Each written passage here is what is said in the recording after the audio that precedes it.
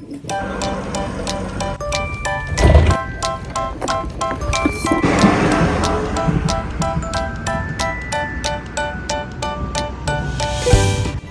kita udah sampai di Living. Ini rumah sakit yang utamanya.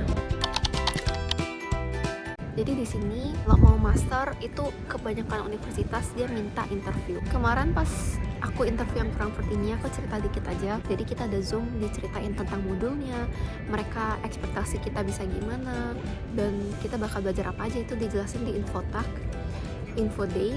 Terus pas itu kepala departemennya itu sempat nyebut gitu, tahun ini yang daftar banyak banget dibilang, sedangkan kan master kuotanya dikit, kayak yang ini kuotanya cuma 40 orang gitu, tapi yang daftar dia pas tuh sebut sampai 700 orang, dan aku di situ kayak bisa masuk gak ya gitu.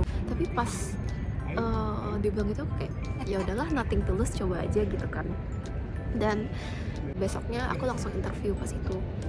Nah interviewnya di interview sama 2 profesor yang bidang yang beda.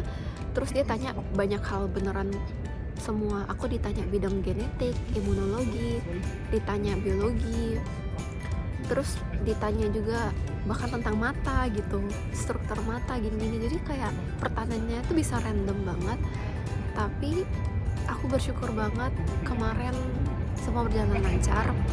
Terus kemarin kita harus presentasi hasil research bachelor kita juga pas interview, dan kita harus bisa menjelaskan infonya dengan baik, karena kadang profnya tuh tertarik sebenarnya, terus ditanya oh terus ini gimana gitu. Cuma kemarin aku bersyukur berjalan lancar interviewnya, dan aku udah kuliah di sini dari Oktober kemarin. Berarti udah kayak 7 bulan gitu. Cuma semester 1 aku sibuk banget beneran. Aku kuliah tapi aku sambil kerja juga part time, dan selain itu aku punya komunitas, aku punya teman. Jadi beneran waktu aku tuh compact banget, dan aku nggak terlalu bisa istirahat. Jadi aku sekarang lagi agak bisa istirahat, makanya aku sempat kepikir mungkin aku mau sharing sedikit cerita aku pas master.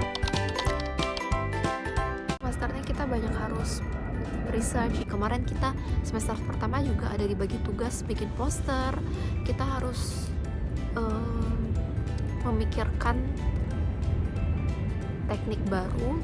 Jadi ada masalah penyakit apa, tapi kita harus bikin solusi baru yang sejauh ini belum ada. Gak harus yang realistis banget detailnya semua, tapi profnya cuma pengen ngebentuk biar kita punya mindset research. Ada masalah apa, kita lihat penemuan apa yang udah ada, terus kita cari solusi yang mungkin bisa dipakai gitu. Itu kemarin semester 1 bikin poster, dan yang semester ini kita banyak ngebahas tentang riset. Jadi buat anak-anak yang udah bachelor di Jerman, pas mereka daftar master, mereka masuknya ke kategori Jerman karena mereka punya ijazah Jerman gitu. Tapi anak-anak yang daftar dari luar Jerman, mereka masuk kuota internasional, dimana kuota internasional biasanya cuma 10% dari total kursi yang ada. Misalnya jurusan aku cuma maksimal 40 orang, berarti maksimal orang internasionalnya itu cuma 4 orang. Selebihnya bisa ada orang internasional tapi yang memang udah kuliah S1 di Jerman, contohnya aku gitu. Jadi kemarin aku masuk ke daftar yang pendaftar dari Jerman, makanya daftarnya nggak harus secepat yang anak-anak internasional.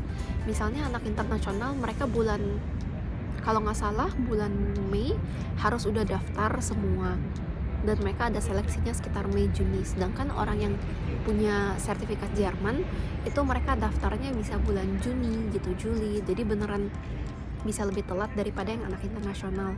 Jadi buat teman-teman yang emang lagi di Indonesia S1-nya dan kepikir pengen kuliah S2 di Jerman, harus cek pendaftaran khusus internasional, karena biasa mereka jauh lebih cepat dibanding yang anak-anak Jermannya.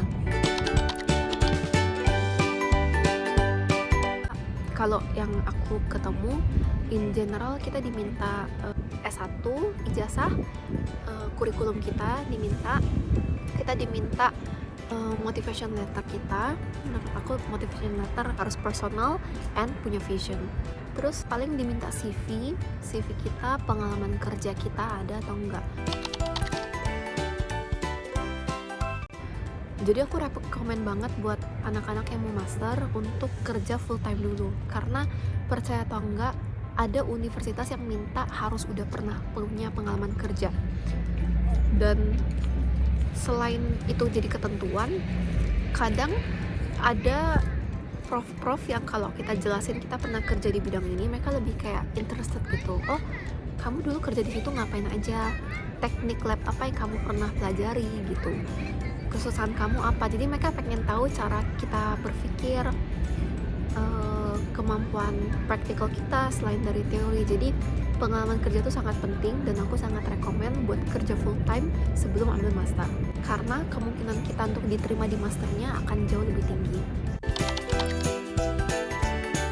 Stay happy, nggak stres, nggak apa, itu yang menurut aku jauh lebih berat sih di sini gitu.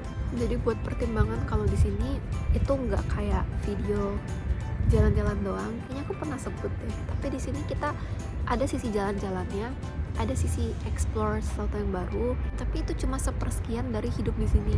Hidup di sini kebanyakan kita cuma kayak bisa cukupin kebutuhan per bulan, bisa nggak stres, bisa jalanin lulus kuliah gitu. Jadi nggak ada banding-bandingin nilai lagi kayak oh nilaiku lebih tinggi atau progres hidup aku lebih cepat daripada kamu. Di sini udah nggak ada kayak gitu, karena yang penting tiap orang tanggung jawab aja. Prioritas mereka sehat, ya udah mereka jalanin apa yang mereka butuhkan biar mereka sehat. Ada yang butuh biar cepat punya penghasilan, jadi mereka kejar aja penghasilan itu kah, atau mereka kejar cepat lulus kuliah kah biar bisa bekerja. Jadi tiap orang tuh beda, dan di sini nggak fair kalau kita samain si ini progresnya udah seberapa gitu. Kalau kuliahnya memang berat, tapi menurut aku yang lebih berat yang tadi, yang pertama, hidup di sininya. Jadi itu sedikit cerita dan sesi ngobrol hari ini. Aku udah mau harus masuk kelas karena ini udah berjam 1 siang, nanti kalau ada waktu